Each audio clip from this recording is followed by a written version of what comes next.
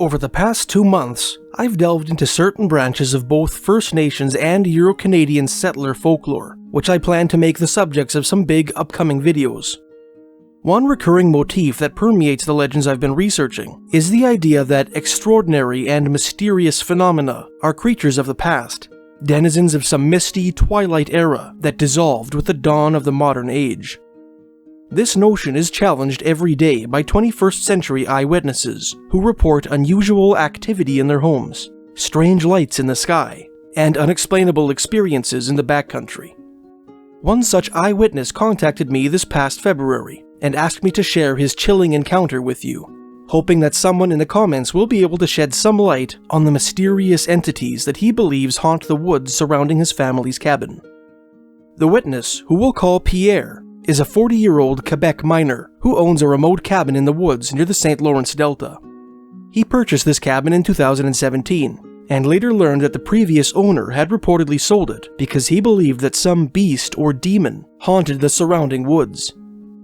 He has requested anonymity, and so I will not reveal his name nor the precise location of his cabin. Pierre is not a native English speaker, and so I have edited his report slightly for the sake of coherency. Aside from some grammatical and dictional corrections, however, his report has not been changed in any way. This is his story.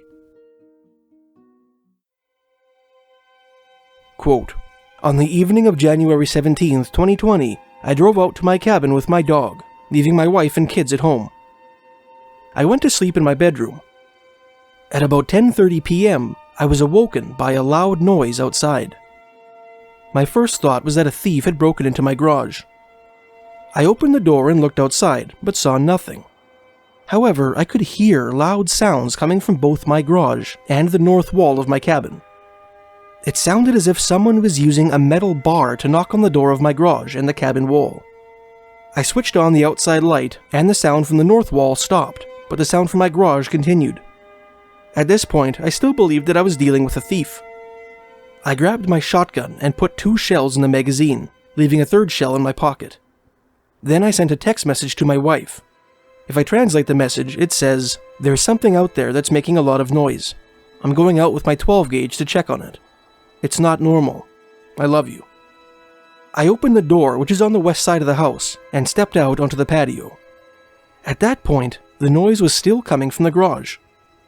When I put my foot on the first step of the stairs leading down from the patio, the noise stopped. I walked over to my garage with the intention to look inside, but when I arrived at the corner of the north and west wall of my cabin, I saw something, very tall, thin, and dark gray, crawling on the cabin wall.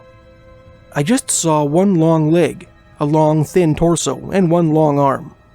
I would guess that it was between 7 to 9 feet tall. As I looked, the thing disappeared behind the cabin's east wall. I have a light with a motion detector on the east wall, and when this thing crawled over there, the light bulb exploded. I was petrified. My brain couldn't rationalize what my eyes had seen. I chambered the first shell in my shotgun, and walked over to the east side of my cabin. There was nothing there, nor were there any signs in the fresh snow. I thought that my eyes must be playing tricks on me. I went over to my garage and looked inside. There was no sign that anything had been in there. Nothing was moved. 3 full bags of garbage inside the garage were all intact. I checked around the garage but saw nothing unusual. I made to return to the patio, but just as I was turning my back, I caught a glimpse of a small creature with a height of around 3 to 4 feet jump from behind the back of my garage into a tree.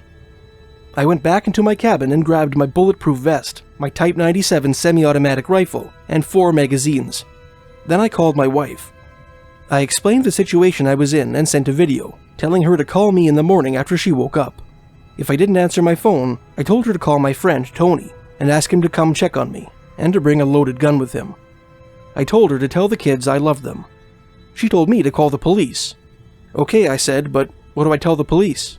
That something very tall was crawling on the wall, and that something like a kid had jumped into the tree? I'll finish my night at the hospital in handcuffs. I said goodbye to my wife and returned outside. Immediately, the noise in the garage resumed. Like before, as soon as I put my foot on the first step, the sound stopped. I walked over to the garage, and as I approached, the same childlike creature I had seen before jumped from the garage into the tree. I didn't have time to shoot him. The creature jumped from that tree into another tree and disappeared into the forest. In my head, I thought that what I was seeing was not possible. I am 40 years old and have hunted and trapped for years, but I have never seen anything like the creature I was seeing that night. I went back inside the cabin and let the dog outside. He ran to the back of the garage and started barking at something in the trees. He also seemed interested in something under my pickup truck, but when I checked beneath the truck, I saw nothing. At 1:12 a.m., the sound stopped, and a strange light appeared in front of my cabin. At 1:12 a.m., the light disappeared, and calm returned. When it seemed clear that I was no longer in danger, I checked my game camera, which is connected to my cell phone, to see if I had captured anything unusual. I discovered that the camera had stopped working at around 10 p.m., about half an hour before I was awakened by the noise. I don't know what it was I saw that night. I've asked some people, who have suggested that the things I saw might be aliens, skinwalkers, or Wendigo. I don't know. Before that night, I didn't believe in anything like that. But I know what I saw, and I can't explain it. Every time I go to the cabin, I keep a gun near me. Every time I sleep there, I check the door 3 to 4 times during the night to ensure that it's locked. That's not normal. I admit that I remain traumatized by that night. Every time I go to bed, I think about it. I hope that someone on YouTube can help me figure out what those things were. I just want to protect my family, and to be ready when those creatures return." Unquote. The forests of Quebec are home to all kinds of nocturnal wildlife, including black bears, wolves, lynx, raccoons, foxes, opossums, and flying squirrels, but nothing resembling the frightening creatures that Pierre encountered on the night of January 17th, 2020. Old French-Canadian folklore contends that the forests of Quebec are haunted by loups-garous, or werewolves, apostates who transform into wolves or wolf-like men at night.